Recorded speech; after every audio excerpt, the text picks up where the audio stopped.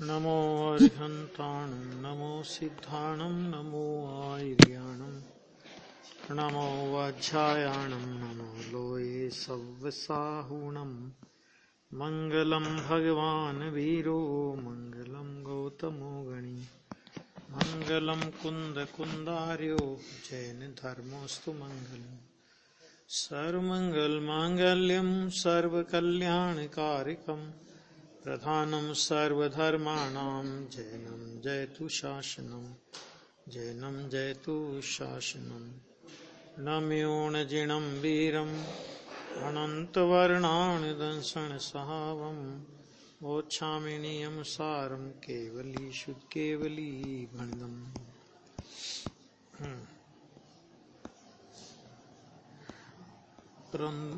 ये अपनी 15 गाथा चल रही है ना नियम सार की। इसमें प्रवचन रत्न चिंतामणि में 355 पेज हो गए थे। हाँ, 355 पेज पे प्रकरण है।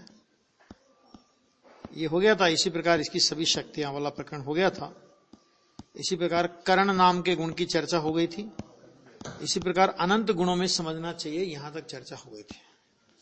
अभी क्या कहते देखो, अब समय सार में पर्यायार्थिक नय को गौण करके उसे असत्यार्थ कहा है। इस कारण पर्याय को भी गौण करके असत्यार्थ कहा है, ऐसा नहीं है। आगे बात समय सार की 11वीं और 13वीं गाथा में आया है कि पर्याय है, तथापि वस्तु तो भूतार्थ त्रिकाल है।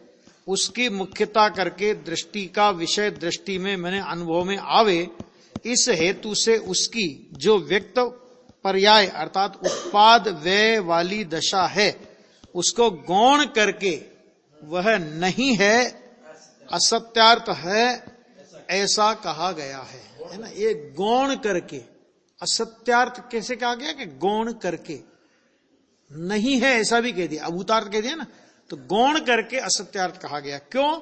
क्योंकि दृष्टि का विषय दृष्टि में आवे, है ना। इस अपेक्षा इसलिए वो किया गया त्रिकाली द्रुत स्वभाव की दृष्टि कराने के प्रयोजन में। असत्यार्थ है, हाँ। परंतु इस कारण शुद्ध पर्याय को भी गौण करके असत्यार्थ कहने में आया है, ऐसा नहीं समझना। पर्याय शब्द से किसी को ऐसा लगे कि कारण पर्याय को भी गौण करके असत्यार्थ कहने में आया है, तो ये नहीं समझना चाहिए। कारण पर्याय अलग चीज है, उत्पाद व्यय वाली पर्याय अलग चीज है। अर्थात कारण पर्यायार्थिक नय का विषय नहीं है, यह एक बात हो गई। ऐसा अब दूसरी बात, इसमें ही जीव अधिकार की अंतिम 19वीं गाथा में आएगा। अभी जो ये जो नियम सार चल रहा है, तो नियम सार के जीव अधिकार की 19 गाथाएं हैं कुल मिला के। तो 19वीं गाथा में आएगा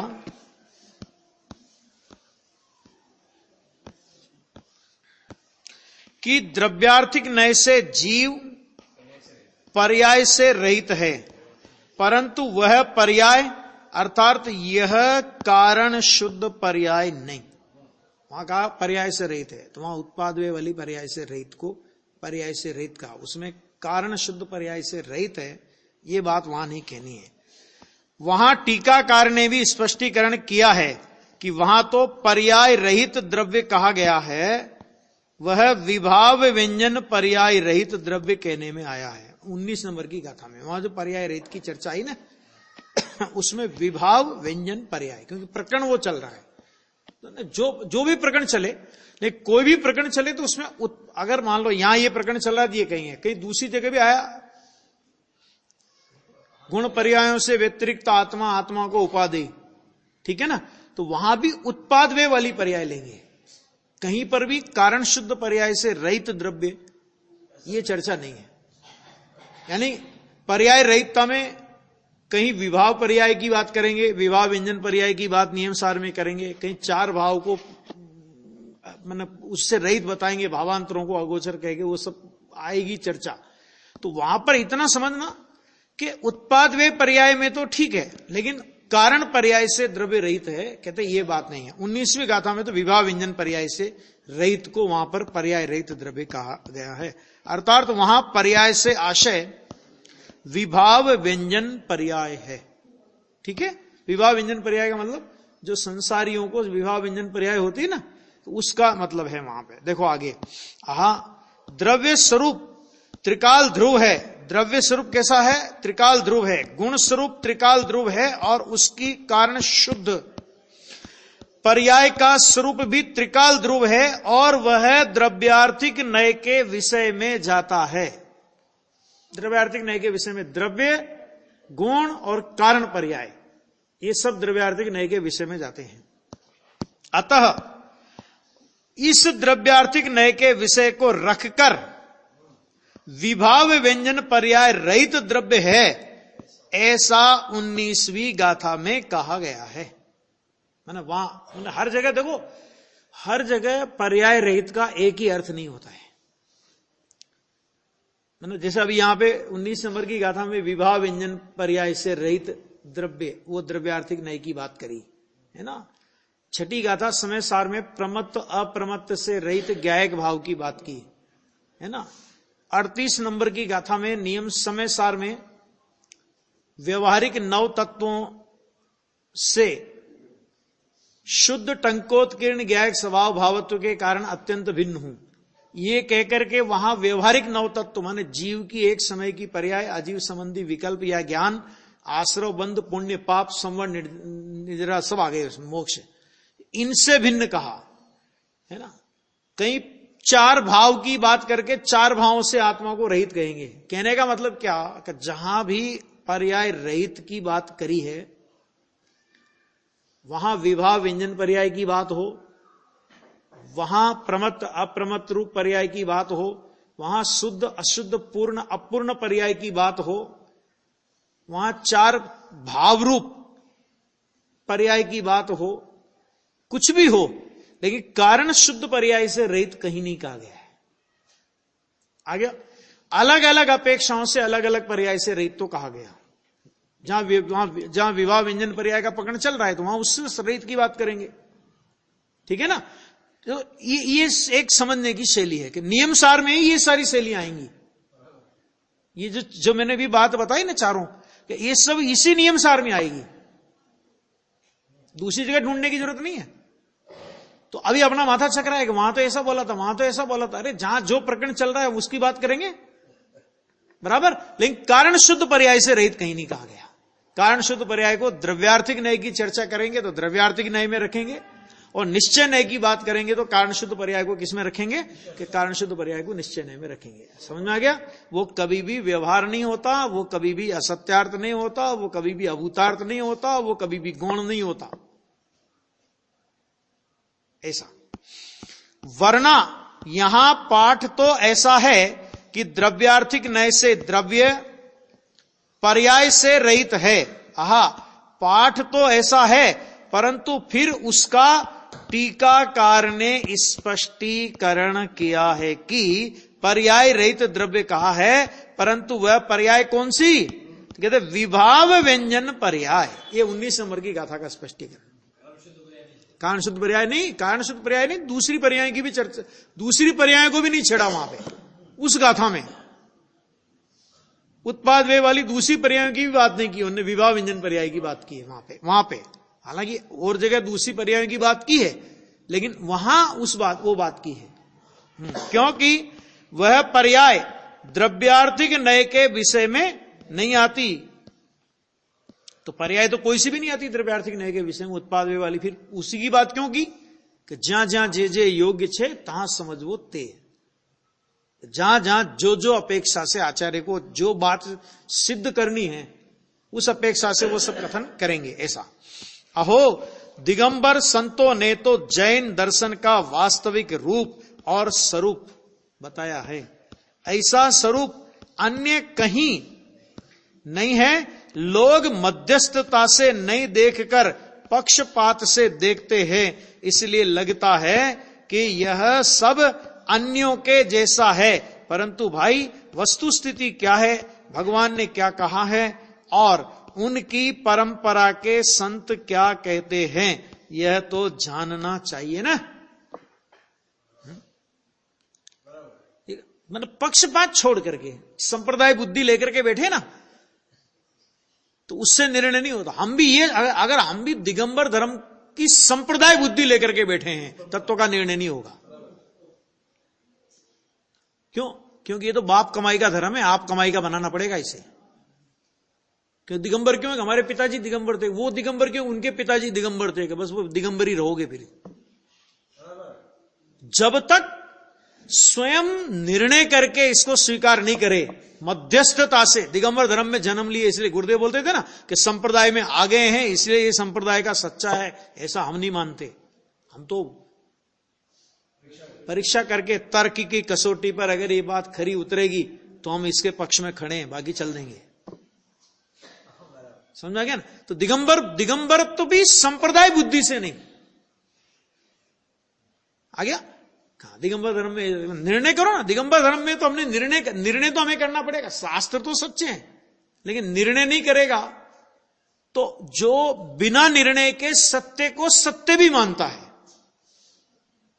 बिना निर्णय के, तो बिना निर्णय के सत्य को सत्य मानना वो अनिर्णयवत है। क्यों अनिर्णयवत है? क्योंकि कोई जोरदार तर्क युक्तियां रखेगा ना सामने तो वो फिसल जाएगा। और खुद ने निर्णय किया होगा तो एक बार तो भगवान कहने आएंगे ना, तो वो कहेगा तुम्हारी परीक्षा कर लो, तुम भगवान हो कि नहीं हो भी। नहीं, कुंद आचार्य के नाम पर कोई कहे कि एक द्रव्य दूसरे द्रव्य का करता है, पुण्य से धर्म होता है, शरीर की क्रिया आत्मा कर सकता है, आज आप और हम मानने के लिए तैयार है? कोई कहे कि देखो एक कुंद के शास्त्र में लिखा है, और कुंद के नाम से लिखा हो कोई शास्त्र, उसमें ये बातें लिखी हो इस प्रकार की, तो अपन स्वीकार करेंगे उसको? क्यों नहीं करेंगे? क्योंकि हमारी रग रग में ये बसा हुआ है कि कुंद आचार्य का ऐसा प्रतिपादन हो ही नहीं सकता।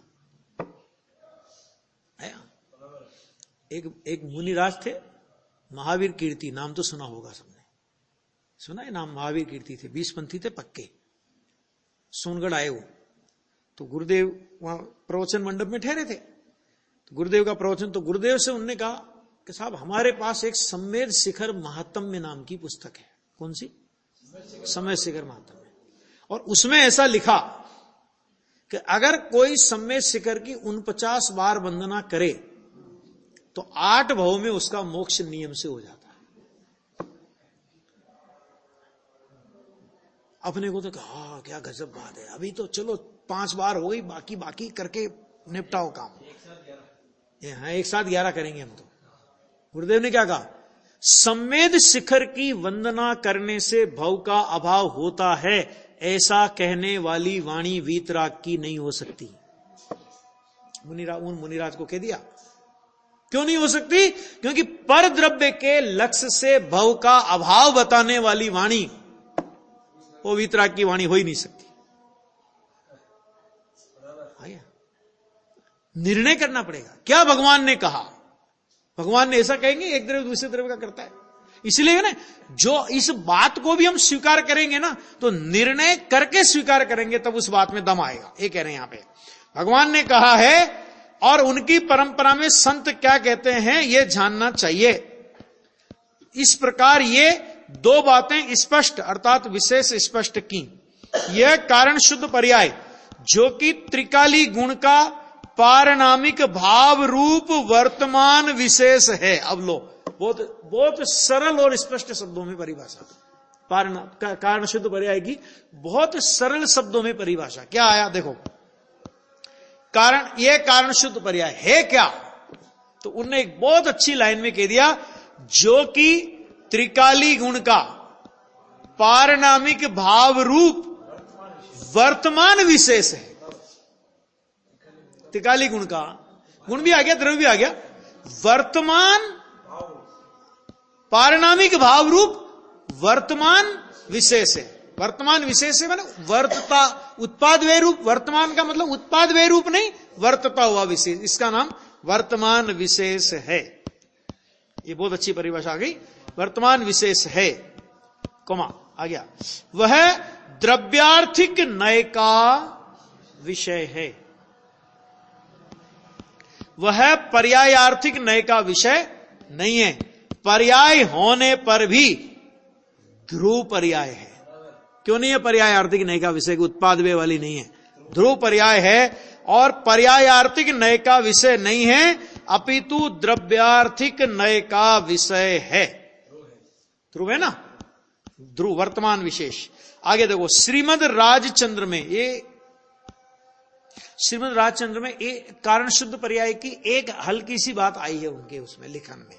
देखो श्रीमद गुरुदेव उसको ले रहे हैं कि श्रीमद राजचंद्र में एक टुकड़ा अर्थात एक वाक्य है कि परिणामी पदार्थ, क्या शब्द का प्रयोग किया ध्यान देखना, ये उनका वाक्य है, परिणामी पदार्थ निरंतर स्वाकार परिणामी हो तो भी अवस्थित परिणामी पना।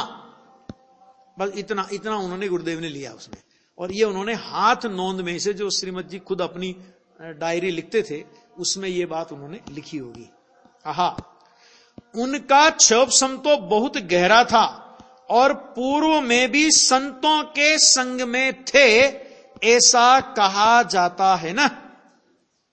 क्षोभसम उस जमाने में ऐसा, गुरुदेव ऐसा बोलते थे कि उस जमाने में ऐसा क्षोभसम किसी का नहीं, शतावधानी थे ना, तो और पूर्व में संतों के समागम में थे, ऐसा कहा जाता है।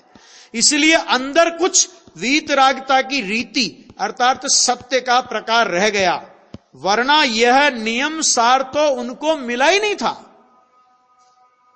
श्रीमद जी को नहीं मिला था ये तो गुरुदेव के काल में ही सारी प्रभावना हुई है नियम सार की। तो भले शीतल प्रसाद जी ने किया, लेकिन हुआ गुरुदेव की उपस्थिति थी उस समय भी, श्रीमद जी को नहीं मिला था नियम सार ग्रंथ।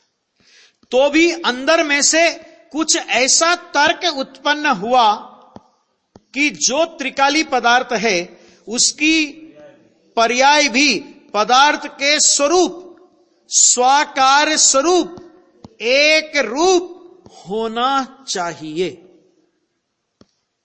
ये श्रीमद एक रूप, ये वर्तमान, ये इस तरह की ध्वनि श्रीमद जी के उसमें आती है। हाँ, भाषा थोड़ी है परंतु उनका भाव ऐसा है।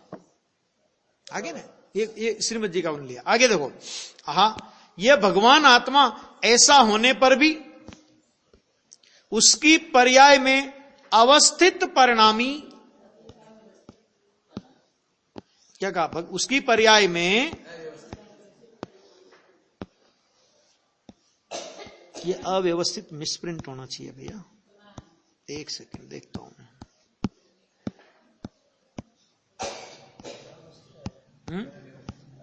अवस्थित है, ये गलत छपा है, प्रिंट की गलती है, अवस्थित है, अव्यवस्थित नहीं, अवस्थित, अवस्थित चाहिए यहां पे। परिणामी पना अर्थात उसकी वर्तमान, उसकी पर्याय में यह उदय भाव राग द्वेष है, उपशम भाव है, क्षोभसम भाव और क्षायिक भाव है, एक रूप नहीं है।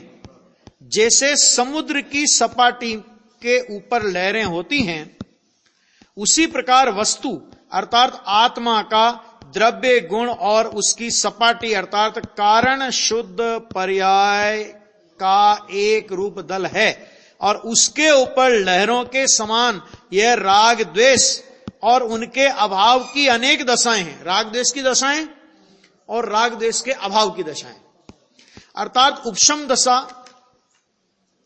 उदय दशा, क्षोभसम दशा और क्षायिक दशा है। इस प्रकार ये सब माने चार उनकी उसकी उत्पाद वे रूप पर्याय के भंग, चार प्रकार के, उदय रूप, उपशम रूप, क्षोभसम रूप और क्षायिक रूप, और इसलिए वह पर्यायार्थिक नय का विषय है। उत्पाद वे उत्पाद वे उत्पाद वे उत्पाद वे, हर क्षण बदलती बदलती बदलती, ये है वो नहीं है। पूर्व की पर्याय वर्तमान में नहीं, वर्तमान की अगले समय में नहीं रहेगी, ऐसी है ना व्यवस्था। भाई चाहे क्षायिक भाव अर्थात केवल ज्ञान हो तो भी वह पर्यायार्थिक नय का विषय है, जबकि यह कारण शुद्ध पर्याय द्रव्यार्थिक नय का विषय है। ख्याल में आ गया नहीं आ गया? आहा, जो नय कायमी ध्रुव त्रिकाली वस्तु को लक्ष्य में लेता है उसको द्रव्यार्थिक नय कहते हैं। किसको कहते हैं द्रव्यार्थिक नय की परिभाषा? ध्रुव त्रिकाली द्रव्य को लक्ष्य में ले, ध्रुव त्रिकाली को लक्ष्य में लेने वाले नय को अर्थात ज्ञान के अंश को द्रव्यार्थिक नय कहते हैं। द्रव्य प्लस अर्थ प्लस नय, माने द्रव्य जिसका प्रयोजन है, आहा, मूल वस्तु जिसका प्रयोजन है, उस नय को, वैसे ज्ञान को, उस नय मैंने शुद्ध ज्ञान का अंश है ना नय, तो उस नय को अर्थात वैसे ज्ञान को द्रव्यार्थिक नय कहते हैं। अर्थात द्रव्य जिसका प्रयोजन है ऐसा नय माने ज्ञान का अंश, सो द्रव्यार्थिक नय है, उसको द्रव्यार्थिक नय कहते हैं। इसलिए त्रिकाली द्रव्य वस्तु, उसके गुण और ये कारण शुद्ध पर्याय, ये तीनों ही द्रव्यार्थिक नय का विषय है। आगे ना, ये आगे, क्योंकि तीनों उत्पाद वे रूप नहीं है, तीनों ध्रुव रूप है। एक ध्रुव सामान्य है और एक ध्रुव का वर्तमान है, वो भी ध्रुव रूप है। आहा, थोड़ा सूक्ष्म आया, थोड़ा ध्यान देकर समझना क्या हो सकता है। वस्तु ही सूक्ष्म है ना, तो जितना वस्तु सूक्ष्म होगी उतना अपने उपयोग को सूक्ष्म करना पड़ेगा, प्रमाद छोड़ना पड़ेगा समझने के लिए। जितना अपना उपयोग सूक्ष्म होगा, है ना, तब ये विषय समझ में आए। ये तो ऐसी थोड़ी बातें हैं, ये कुछ सामान्य बातें थोड़ी है। केवल कुंद कुंद की गाथाएं, हम टीका मुनिराज की और गुरुदेव के प्रवचन, सामान्य बात नहीं, बहुत सूक्ष्म उपयोग को सूक्ष्म करके सुनना पड़ेगा। क्योंकि केवल मात्र धारणा ज्ञान का विषय नहीं है ये, कि हमें धारणा ज्ञान में ये बात समझ में आ गई, इतने मात्र से काम होने वाला नहीं है। काम तब होगा जब ये बात निर्णय में, उपयोग में बहुत अच्छी तरह आएगी तब। इसलिए यह बराबर स्पष्ट होना चाहिए, और यह सूक्ष्म आवे तभी स्पष्ट होगा ना। देखो श्रीमद जी ने लिया एक जगह, भगवान महावीर की देशना का पात्र कौन, तो उसका सबसे पहला बोल उन्होंने लिया, सदैव सूक्ष्म बोध का अभिलाषी। क्या लिया? सदैव सूक्ष्म बोध, जिसको स्थूल चाहिए ना अभी। कोई कथा कहानियों का धर्म है क्या? एक था राजा, एक थी रानी, दोनों मर गए, खत्म कहानी, ऐसा धर्म है? हाँ? एक था चिड़िया, एक था चिड़ा, एक लाया मूंग का दाना, एक ने लाया चावल का दाना, दोनों ने मिलकर बनाई खिचड़ी। कोई ऐसी कहानियां है ना? तो यह है मूल बात इसमें। देखो यह विषय यही है, अन्यत्र कहीं नहीं है, और कदाचित कहीं गूढ़ रूप से होगा तो अपने को वह स्पष्ट निकालना नहीं आता। अब गुरुदेव कह रहे हैं ये बात कहीं होगा, है नहीं कि नहीं है। कुंद कुंद आचार्य के ग्रंथ में आया है मूल, तो ऐसा नहीं कि नहीं है, लेकिन अपने को निकालना नहीं आता, होगा कहीं। परंतु यहां तो एकदम खुला है, इसलिए सूक्ष्म पड़े तो भी एकदम धीरे धीरे निकालते हैं, इसलिए सावधानी से सुनना चाहिए। आ गया? देखो, आहा, त्रिलोकी नाथ सर्वज्ञ परमात्मा के ज्ञान में ऐसा आत्म द्रव्य भासित हुआ है। किसके ज्ञान में? त्रिलोकी नाथ सर्वज्ञ परमात्मा, अकेले ऐसे भगवान के ज्ञान में। वो ना गुरुदेव के ये शब्द देखो, कि जब भगवान की चर्चा करेंगे तो उनके सामने कैसे कैसे विशेषण लगाते थे। त्रिलोकी नाथ परमात्मा, पूर्णानंद के नाथ, ऐसे ऐसे विशेषण लगा के फिर भगवान को ना बोलना सीखना हो ना, पूज्य पुरुषों के लिए कैसे विनय के शब्द होना चाहिए, ये सीखना हो तो गुरुदेव से सीखो। मुनिराज ऐसा नहीं कहता, मुनिराज ने कहा दिगंबर संत, वन जंगल में बसने वाले भावलिंगी संत, यानी कैसे दिगंबर, केवली के आड़तिया, केवली के पथानुगामी, है ना, ऐसे ऐसे शब्दों का प्रयोग वो करते थे। त्रिलोकीनाथ सर्वज्ञ परमात्मा के ज्ञान में ऐसा आत्म द्रव्य भासित हुआ, तो और अब जब इसको भी अंदर में ऐसा ही भासित हो, उनके ज्ञान में भासित हो गया, तो उनके ज्ञान में भासित हो गया तो अपना काम चलेगा ना। भगवान ने कर लिया, सब हो गया। है? ये सत्यनारायण की कथा नहीं कि पंडित जी ने पढ़ दिया और फल अपने को लग जाएगा, है ना? हाँ, कि पंडित जी तुम करा देना, ये तो कितना खर्चा लगेगा हम दे देते हैं, तैयार है, चलो आप कर देना। ऐसा नहीं है।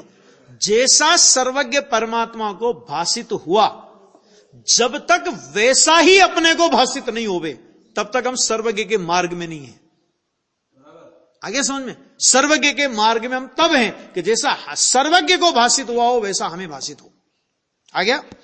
तब सम्यक दर्शन, इसका नाम है सम्यक दर्शन। सम्यक दर्शन ऐसा नहीं, मैंने लोगों ने सम्यक दर्शन को भी बहुत सस्ता बना दिया।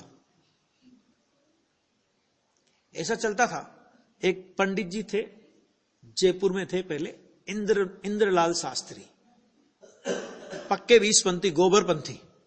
20पंथी मतलब गोबर, इसमें नहीं, त्रिवर्णाचार में गोबर से भी मैंने विधान है 20 पंथ में। अगर 20 पंथ का बिगड़ा हुआ रूप समझना हो ना क्या था, तो त्रिवर्णाचार ग्रंथ पढ़ लेना उनका। गोबर पूजा, ऐसी ऐसी पूजा लिखी है कि अपने को पढ़ते शर्म आवे। समझ में आ गया? यह है 20 पंथ का स्वरूप, असली स्वरूप। तो वो पंडित जी ऐसे ही थे बिल्कुल। तो वो ये कहते थे कि जैन कुल में जो जन्मा वो सम्यक दर्शन लेके तो जन्मा ही। भगवान के दर्शन करो, होगी दर्शन प्रतिमा, अभी भी है लोगे थे। अब क्या करोगे? अब व्रत और चारित्र अंगीकार करो। समझ में आ गया? ये करो, हो गया काम तुम्हारा। ऐसा बस। श्वेतांबर में ऐसे कहते थे वो, उनके गुरुदेव के गुरु भाई थे। गुरुदेव बताते प्रसंग कई बार कि हमारे गुरु भाई थे, तो जब गुरुदेव बात करते तत्व की, अब वो तत्व की बात किसी को पसती नहीं, समय सार मिल गया था गुरुदेव तो तत्व की बात और महाव्रत का आचरण, ये भी संसार, ये सब बोलते थे डंके की चोट, तो पचे नहीं। तो वो क्या कहते थे, देखो भाई, अपने को श्रद्धा तो गणधर जैसी मिली है। कैसी मिली है? ये गुरुदेव के शब्द बोल रहा हूं मैं। अपने वैसा बोलते थे कि अपने को श्रद्धा तो गणधर जैसी मिली है। ज्ञान हो ही गया गणधर जैसा, विवेक अपने को गणधर जैसा है। अब क्या करना? अब आप ये व्रत तप अंगीकार करो। ऐसी ऐसी चलती थी सम्यक दर्शन। ऐसा नहीं है, जैसा सर्वज्ञ परमात्मा को भासित हुआ वैसा ही अपने को भासित हो, इसका नाम सम्यक दर्शन। अब बोलो, जैसा सर्वज्ञ को भासित हुआ वैसा जिसको भासित हो, और उसका नाम अगर सम्यक दृष्टि है तो वो सर्वज्ञ का लघुनंदन हो गया कि नहीं हो गया? सर्वज्ञ के हृदय में जो माल है, क्यों? क्योंकि देखो, जो आत्मा का भास हुआ ना, आत्मा का, ठीक है, सर्वज्ञ जैसी वाणी उसकी नहीं हो सकती। सर्वज्ञ की वाणी में सारे रहस्य आत्मा को जानते हैं, तो आत्मा के संपूर्ण रहस्य मान लो सर्वज्ञ भगवान की वाणी में आते हों। छद्मस्त धर्मात्मा की वाणी में भाषित तो वैसा ही हुआ, लेकिन भले उसे वैसी भाषा ना आती हो, लेकिन जैसा भाषित हुआ उससे विपरीत तो नहीं होता ना। होता है विपरीत? नहीं होता ना। तो बस ये है। अब देखो, तो इसका नाम है सम्यक दर्शन। सम्यक दर्शन माने ऐसे ही नहीं, आहा, वस्तु द्रव्य रूप सामान्य है, उसके गुण सदृश एक जैसे सामान्य है, और उसकी यह कारण शुद्ध पर्याय भी सामान्य ही है। भले ही यह कारण शुद्ध पर्याय द्रव्य की अपेक्षा से भेद रूप हो, तो भी वह ऊपर ऊपर की पर्याय नहीं है। ऊपर ऊपर की मैंने उत्पाद वे वाली पर्याय नहीं है, ऐसा इस अर्थ में। अपितु द्रव्य गुण के साथ त्रिकाल अभेद ही है। इसलिए निमित्त की दृष्टि छोड़ करके सबसे पहले दृष्टि कहां जाती है अपनी? निमित्त पर। निमित्त की दृष्टि, अभी ऐसा होगा तो क्या करें, हम तो करना चाहते हैं लेकिन कर्म का उदय हमारे बहुत तेज है, तगड़ा कर्म का उदय चल रहा है, हम कैसे करें, है ना। हम तो तत्व की बात समझना चाहते हैं लेकिन क्या करें, कोई ज्ञानी धर्मात्मा का योग ही नहीं है ना? ऐसे बहुत प्रकार के बहाने कि ये निमित्ताधीन दृष्टि छोड़ करके आगे राग की अर्थात व्यवहार के विकल्प की दृष्टि छोड़ करके, अमुक प्रकार की कसाय की मंदता तो होना चाहिए, अमुक ऐसा तो होना चाहिए, ऐसा तो होना चाहिए, ये दृष्टि भी छोड़ दे। एक बार एक समय की प्रगट पर्याय की दृष्टि छोड़ करके, कोई भी पर्याय हो, हालांकि निर्मल पर्याय तो है नहीं, लेकिन निर्मल पर्याय का पक्ष तो जीव कर ही सकता है पर्याय दृष्टि में। थे ना। तो वो कहते हैं एक समय की पर्याय की, प्रगट पर्याय की भी दृष्टि छोड़ करके इन तीनों पर अर्थात द्रव्य गुण और कारण पर्याय पर अभेद दृष्टि होना। द्रव्य गुण कारण पर्याय का भेद नहीं, अभेद दृष्टि होना चाहिए, क्योंकि वही वस्तु का पूर्ण रूप है। इसका नाम है वस्तु का पूर्ण रूप। इसके सिवाय उत्पाद व्यय की पर्याय प्रमाण के विषय में जाती है। देखो एक गजब की बात हुई, कारण शुद्ध पर्याय, द्रव्य गुण और कारण पर्याय, ये द्रव्यार्थिक न्याय का विषय है, और उसमें उत्पाद व्यय की पर्याय मिला लो तो वो व्यवहार न्याय का विषय है, और जहां निश्चय और व्यवहार दोनों का विषय मिल गया वो प्रमाण का विषय है। आ गया। इसमें एक अंतर और है कि द्रव्य के एक अंतर क्या है, कारण पर्याय में और उत्पाद व्यय पर्याय में अंतर क्या है कि उत्पाद व्यय पर्याय द्रव्यार्थिक न्याय का, ये पर्यायार्थिक न्याय का विषय है। कारण पर्याय शुद्ध न्याय का या द्रव्यार्थिक न्याय का या शुद्ध निश्चय न्याय का विषय है। ठीक है। कारण पर्याय को द्रव्य गुण और कारण पर्याय मिला करके भी प्रमाण का विषय नहीं होता, और उत्पाद व्यय वाली पर्याय को मिला दो तो प्रमाण का विषय हो जाता है। द्रव्य पर्याय हो गया ना, उत्पाद द्रव्य और उत्पाद व्यय पर्याय, तो इन दोनों को मिलाया तो प्रमाण का विषय हो गया। और ये द्रव्य और पर्याय माने ये द्रव्य और कारण पर्याय कि ये दोनों अथवा द्रव्य गुण और कारण पर्याय ये तीनों शुद्ध न्याय का विषय है। ये उत्पाद व्यय रूप नहीं है, ये प्रमाण का विषय भी नहीं होता। प्रमाण का विषय कब होगा कि ये द्रव्य माने शुद्ध न्याय का विषयभूत द्रव्य गुण कारण पर्याय और उत्पाद व्यय रूप पर्याय, इन सबको मिला करके बात करो तो प्रमाण का विषय। क्यों? क्योंकि व्यवहार और निश्चय दोनों का विषय इकट्ठा एक साथ, उसको बोलते प्रमाण का विषय।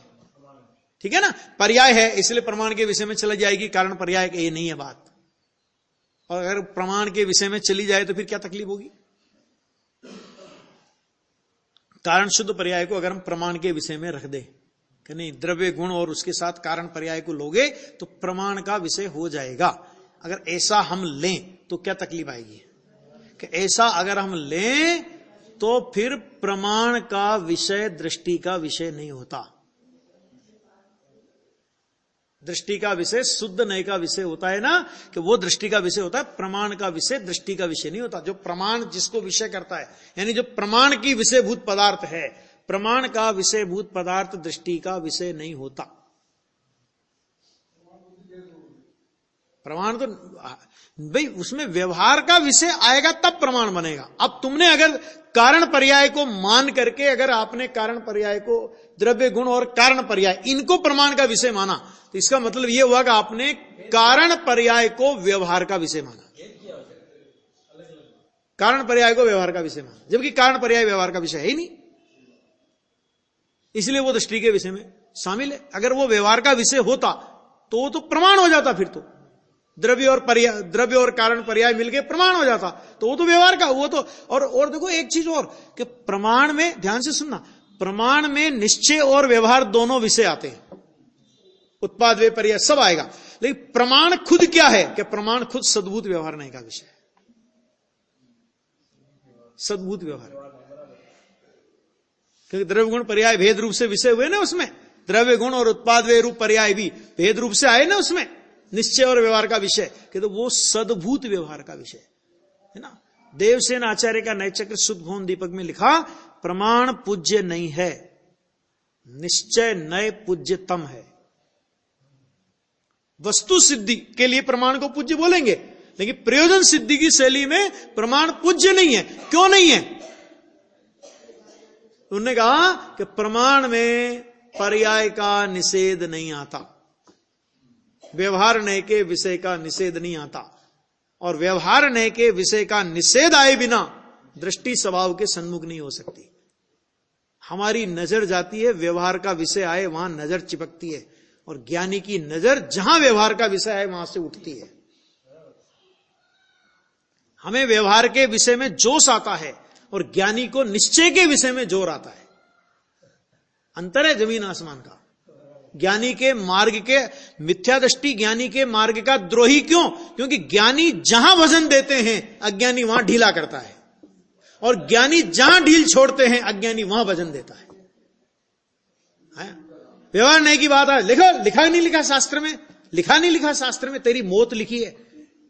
व्यवहार नहीं की बात आवे और वहां वजन जावे ना कि देखो लिखा नहीं लिखा शास्त्र में कि तेरी मौत लिखी है, वो जहर का प्याला लिखा है। बोल अभी क्या बोलता है?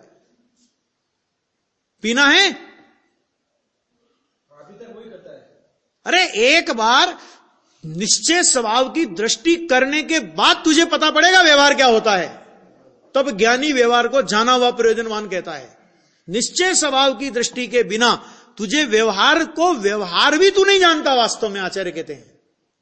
तेरा तो जोर ही उस पे जाता है, वही सब कुछ है, परमार्थ है।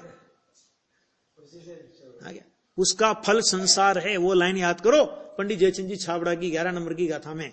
बहुत जिनवाणी में व्यवहार का उपदेश दिया है। निश्चय ने का अस्तावलंबन जान करके उसका कथन बहुत किया है। सारे जगत के जीव परस्पर में व्यवहार की चर्चा करते हैं, परंतु उसका फल संसार है। संसार में भटकना हो तो निश्चय पे जोर आए, छूटे, व्यवहार का जोर छूटे, निश्चय पे जोर आवे तो संसार से भटकना बंद हो।